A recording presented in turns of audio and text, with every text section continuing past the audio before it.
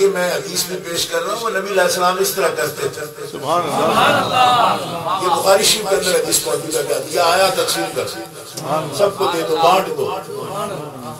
حضرت صاحب فرماتے ہیں کہ حضرت بلال نے بانٹا اور جتنا دیا نا، وہ پھر بھی جو چیز لایا تھا صحابی جنہوں نے ہدیہ پیش کیا تھا، وہ پھر بھی ابھی بچ گئی، زیادہ تھی۔ تو آپ نے فرمایا کہ پھر بانٹے، اور دوسری دفعہ بھی سب میں تقسیم ہو گئی، پھر بچ گئی، فرمایا اور بانٹ۔ ٹھیک ہے، اس سے ہماری کمیٹیوں والے اور جلسے کرانے والوں کو بھی ایک سبق حاصل ہو جائے، جب نیاز پکائیں تو پوری ادھی دیکھ بچا کے نہ لے جائیں، سورج طرف بھی کھلائیں، تیسری مرتبہ بھی کھلائیں۔ سبحان اللہ۔ کھانا کھلاتے وقت لوگ بڑا عجیب طرح کا حال کر لیتے ہیں، یہ جو حضار ہیں، حاضرین ہیں، ان کے لیے تھوڑا سا دے دینا، پھر بعد میں تقسیم کرتے رہنا، اس گھر میں دو، اس گھر میں دو۔ جو آئے ہیں پہلا حق ان کا ہے، ان کو دو، رجا رجا کے دو سب۔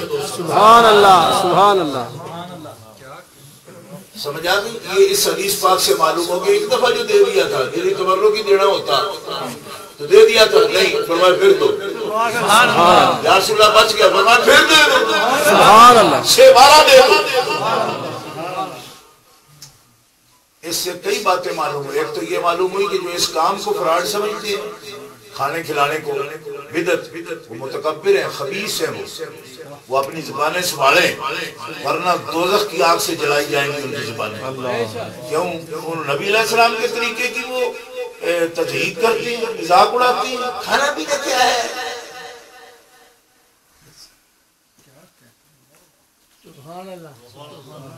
ایسے لوگ متکبر ہوتے ہیں، ان کی زبانیں دوزخ کی آگ سے جلائی جائیں گی۔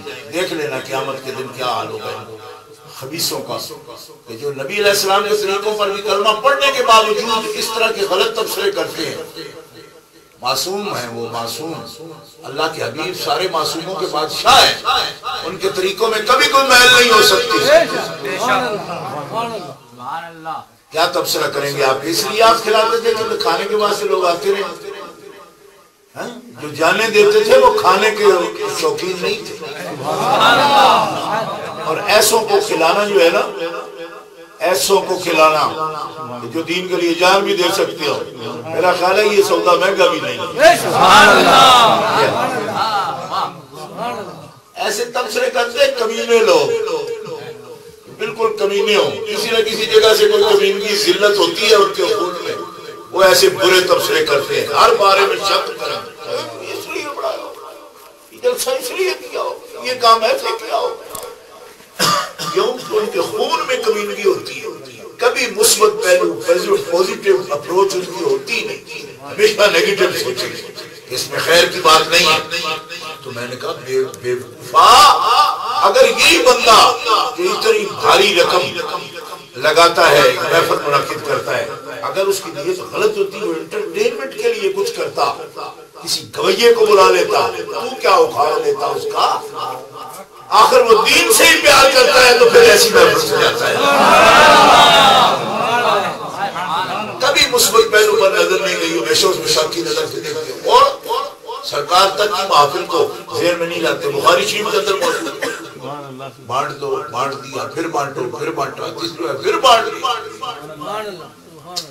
اچھا، اب جو بات جو میں نے مسئلہ عرض کرنا ہے وہ یہ ہے کہ پہلی دفعہ بانٹتے بانٹتے ایک بندہ رہ گیا،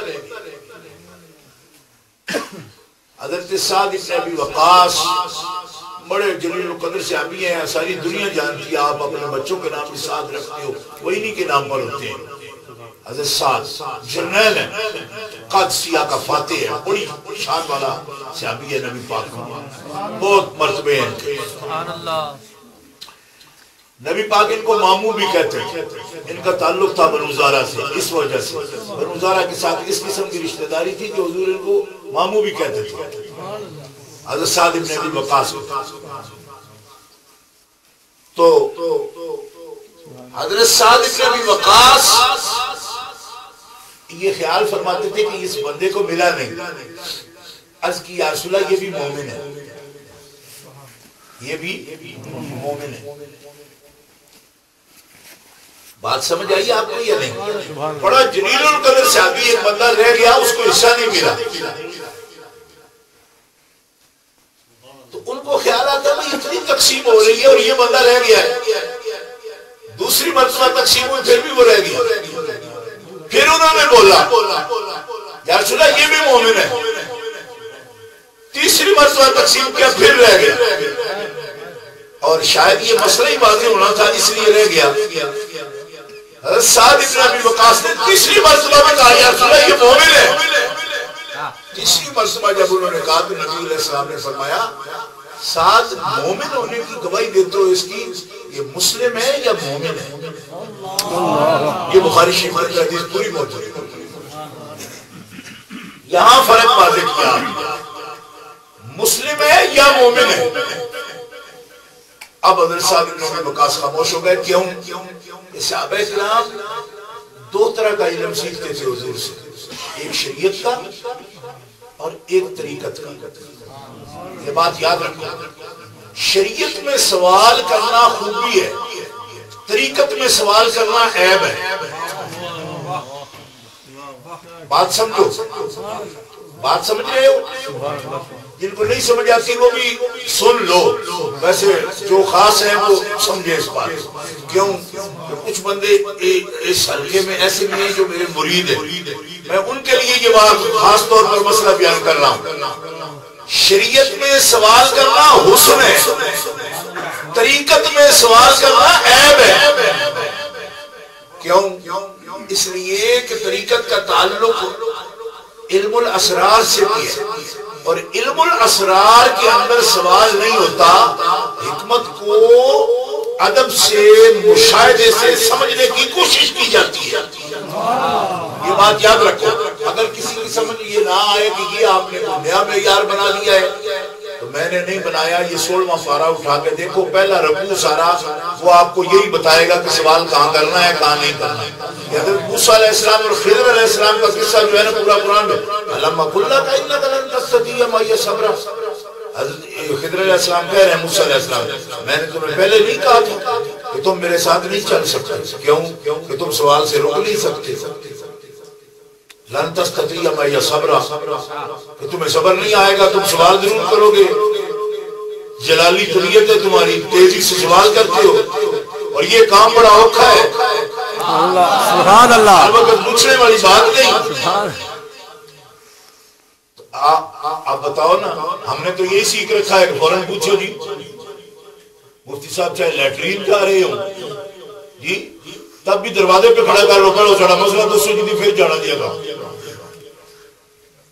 اب یہ 16واں پارہ ہے، ذرا غور کرنا، ان سألتک عن شیء بعدہا، یہ سوال ہے، موسیٰ علیہ السلام جواب ہے، ان سألتک عن شیء بعدہا فلا تصاحبنی قد بلغت من لدنی عذرا، ان سألتک اگر اس کے بعد پوچھوں میں آپ سے عن شیء بعدہا، اس کے بعد کسی شے کے بارے میں اگر میں پوچھوں تو لا تصاحبنی، پھر آپ مجھے ساتھ نہ رکھنا، قد بلغت من لدنی عذرا، اب میری معذرت پہنچ گئی آپ کو، یعنی میں نے سوری کہہ دیا، یہ جو میں پوچھتا ہوں تو کیا پوچھنا کوئی غلطی والی بات تھی جو عذر کر رہے اللہ کے رسول؟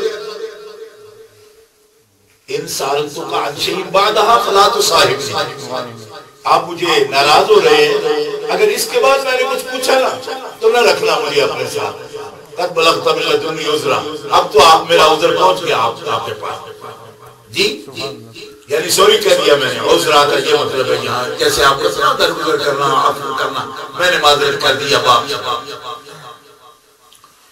آپ نے پھر یہ لفظ جو ہے نا قرآن میں جو حافظ ہے ان کو پتا ہے کہ لن تستطیع جو ہے نا یہ کل 6 بار آیا ہے اس پہلے رکوع میں اس میں، پھر بھی آپ یہی کہتے رہے، اور اخیر جب وہ اصرار بڑھتا گیا آپ کا کہ آپ نے بندہ مار دیا ہے، آپ نے کشتی توڑ دی ہے، آپ نے یہ کیا ہے، آپ نے فرمایا اچھا چلو اتنا ہی تم نے سیکھنا تھا، ھذا فراق بینی و بینک، نبیک بتعبیر ما لم تستطع علیہ الصبر، جب تمہیں صبر نہیں آتا ابھی تمہیں بتاتا ہوں، لیکن جب راز کھولوں گا ھذا فراق بینی و بینک، یہی گھڑی میری تیری جدائی کی ہے، بس میری تیری ملاقات ختم، کیوں کہ یہ راز کھلنے تک کی تو منزل ہوتی ہے، جو جتنی منزلیں طے کرنا چاہے اتنی دیر چپ رہے، بولنے بھی آ گئی تو بس جی میرا آپ کا صحابی ختم، اب آپ جائیے اور میرا راستہ اپنا.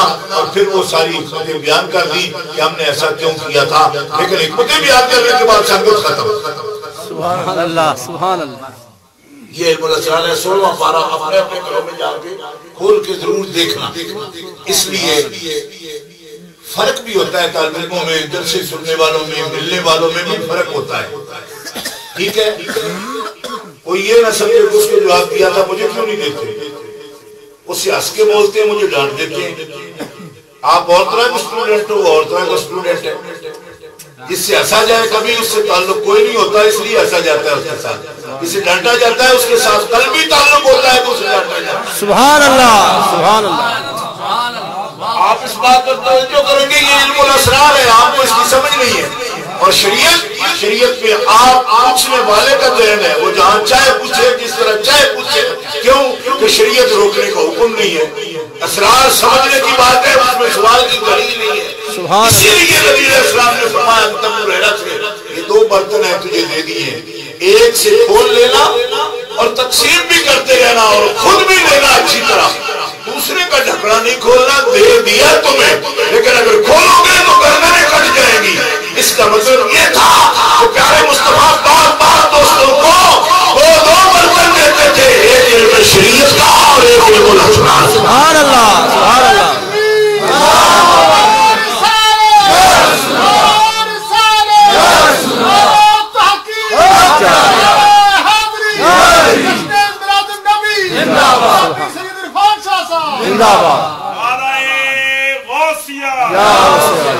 سبحان اللہ. اب آپ نے کیا فرمایا؟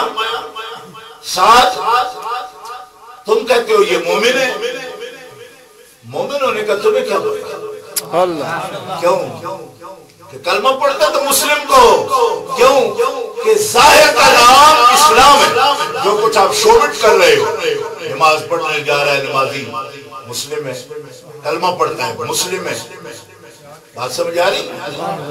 ظاہری جو بھی چیز کو بندہ کرتا ہے اس کا نام اسلام ہے.